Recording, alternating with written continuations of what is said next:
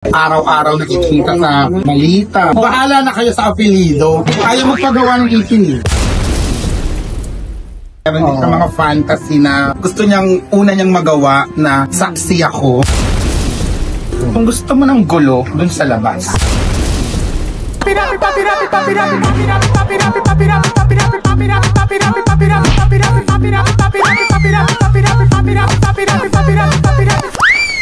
Hi Jexters! Welcome to my channel. Yes, and yes, eto na Jexters. Matagal nyo nang hinihintay ito sa akin. At ngayon, naka-hardbat na naman ako ng bago nating interviewin. Dito siyempre ito napakatapang nito. Sobrang tapang. Alam mo, wala iba. Ina Evans! Iyan. At handa sa sabihin lahat ng mga itatanong ko. Unahin natin yung mga sino sa mga bakla or sino sa mga nakakasama. Ito napanood nyo na dati, pero dahil sa nire-request nyo, eto, may bago akong interviewin ngayon. Unang tanong. Ako naman. Sino sa mga bakla o sino sa mga nakakasama mo ang tingin mong mapera? Mapera? Kalad ka rin. Or bumili ng bagong kondo, di ba lang? Pakasal sa ibang bansa. Ay!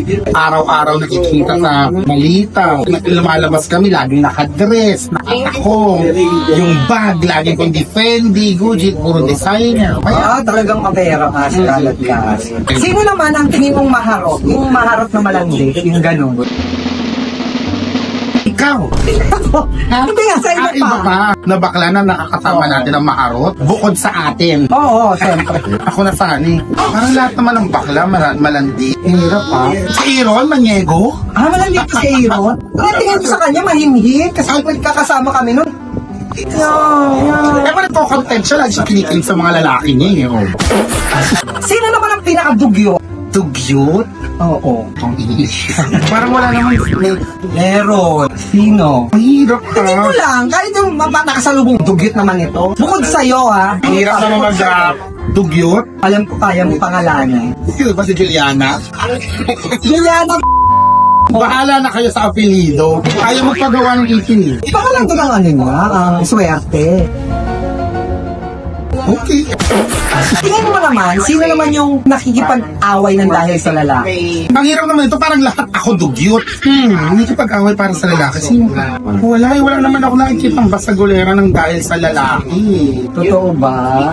Okay. Wala akong maisip off the bat. Nakakainis naman, dahil pala sinend mo muna sa akin para naisip ko sino. Maganda nga ito, biglaan at least kung sino. Kasi kailangan bakla di ba? Kahit sino nga sa mga nakakasama. Wala pa talaga. So far, wala pa kang kaibigan na Nakikita nakikipag-away. Oo, wala nakapag-umuling fairness. So parang talaga nag-away sila dahil sa lalaki. Wala ka. Sinong bukod sa'yo, Le? Si Tita Chrissy. At Chino. At Chino, totoo ba? Oo, yan. Siyempre, hindi lang halata.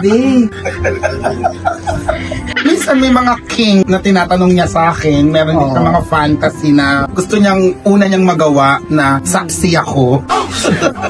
Ano po ba yan tuloy? Siyempre mabait siya ngayon, ayaw niya na dahil public servant na siya. Public service. Public servant na gusto ng service. Ikaw, minsan ka bang naging kabit? No. I was, but hindi ko alam. Hindi mo alam. Pero pabor ka ba sa ganun? No. Bakit? Sinong tao naman ang papabor sa kabit? Nila? Si Jegs! Ay, Hindi. Parang ikaw kasi hindi ako yun, no? Dahil tinatanong ko lang, ikaw hindi ka pa. Hindi, ano ba? Pero naging ka, pero hindi mo alam. Oo. Nung nalaman mo, umalis ako. mamatay. Nasa sinihan nga kami, nagde-date kami, sinubod kami. Ano yung kwento mo? Paano nangyari? Parang nagde-date pa kami nung lalaki, tapos parang nanonood kami ng sini sa Trinoma. Up above so below pa yung palabas na yun, I will never forget. Yung French na horror. Pumasok yung jowa sa sinihan. At tumabi sa amin. Parang kilala mo ba kung sino tong kasama ko? Ganyan. So, at that moment, alam ko na nakishake mo yung jowa. So parang ako sabi ko, kung gusto mo ng gulo, dun sa labas. Ay, lumabas ako kasi may mga nanonood. Paglabas ko, hindi naman sumunod. So umuwi na lang ako. Yun lang. Pero hindi ka umiyak, hindi ka lang. Ay, hindi. Ayoko ng cheating. Like, parang marami kang pwedeng maging pagkakamali sa buhay mo, pero wag na yung pakikiapin. Parang cheat.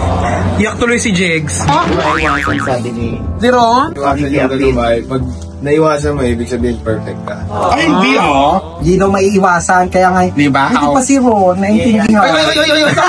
Kumpi niya! Hindi pa si Ron, naintindihan. O ngayon, ibahin naman natin, bukod sa, ito naman, Nakakawis ako sa'yo, Jex, nakakabay mga tanong mo. anong masasabi mo sa mga pangalang babanggitin ko? Okay. Unahin na natin si Elsa Droga. Elsa Droga. Funny. Funny siya. Entertaining. Patay. Kilala mo ba siya personally? Hindi. Pero kasi sinasabi lang kamukha ko siya. So, Actually. sana di siya na-offend. Hindi naman, Ina Evans ka eh. Salad Karen. Intelligent.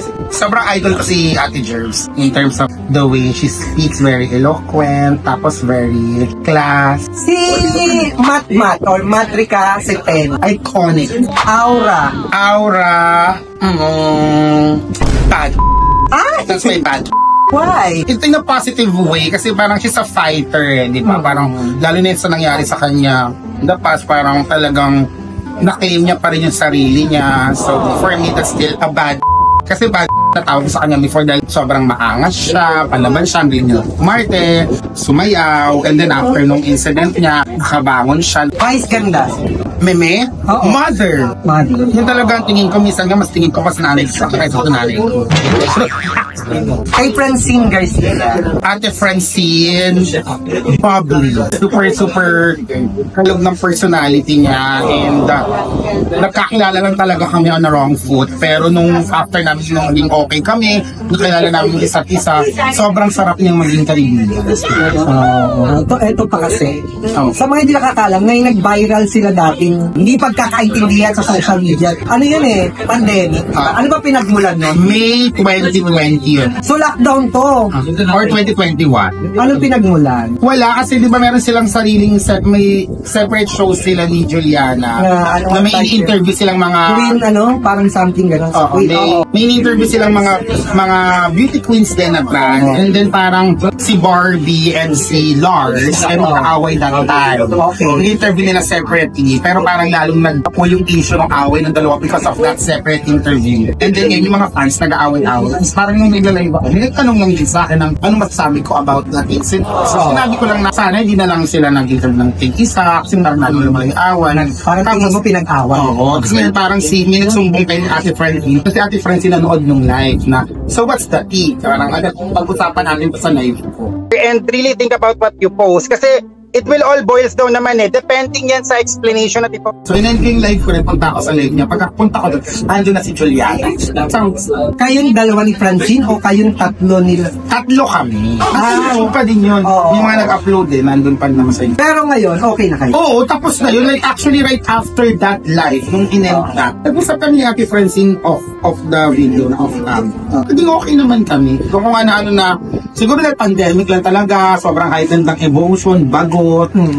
Kahit naman after nun, nag-post din ako na wag-awayin si Juliana, na kasi nagkausap naman kami lahat. So, Ayan ha, maliwanag na. So okay sila ni Francine. oo no, just ko nag-co-work na kami ng Ate Francine ng ilang pesos. Eto, bakit ito pa yung tanong ng marami, bakit wala kang takot mag-comment sa kahit saan? If you're sure of what you say, and you back it up with facts, with truth, nakakatakot. Di ba parang nakakatakot ka pag nagsisinungaling ka, pag gumagawa ka ng hindi tama. I mean, alam ko naman kung ano yung sinasabi ko and kaya ko naman siyang i-back up. And hindi rin ako natatakot na if ever man magkamali, I will always take accountability.